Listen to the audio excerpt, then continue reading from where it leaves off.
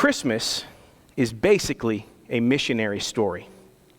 Jesus was a missionary. He left his home in heaven. He crossed a cultural boundary, came to earth, adopted our culture and customs to reach us. He sacrificially lowered himself to become one of us, to give us salvation. How is that not missions? And the story of that arrival is the Christmas story. That's the story of Christmas. Christmas is fundamentally a holiday celebrating the mission of Christ come to earth, isn't it? Am I off? That's what Christmas is, right? And so we celebrate missions in December, and I think that's pretty Christmassy, all right? I think we're pretty Christmassy when we do that. The Christmas story is about longing for a Messiah, God's provision of that Messiah in Bethlehem.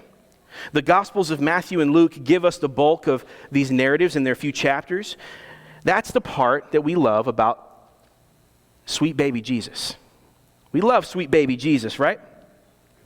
You know, sweet baby Jesus is quite marketable. Who doesn't love a baby wrapped in swaddling clothes and lying in a manger? I mean, come on. We're not animals. But Matthew and Luke's gospel is more than 3 chapters, right? They're much longer. In other words, sweet baby Jesus grew up as boys often do. A baby boy became a teenage boy, and that boy becomes a man with a purpose to fulfill in his life. And baby Jesus was born with a purpose to fulfill.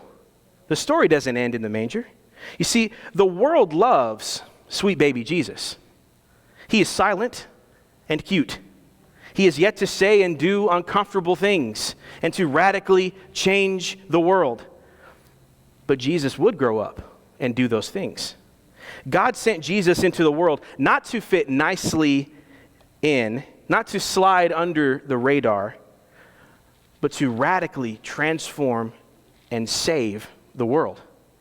And may we as Christians live as Jesus did, seeking to make an impact in the world in which we live. The Father sent Jesus to the world to save it, not to hang out, not to pass time, but to save it. And Jesus sends us into the world to do the same thing.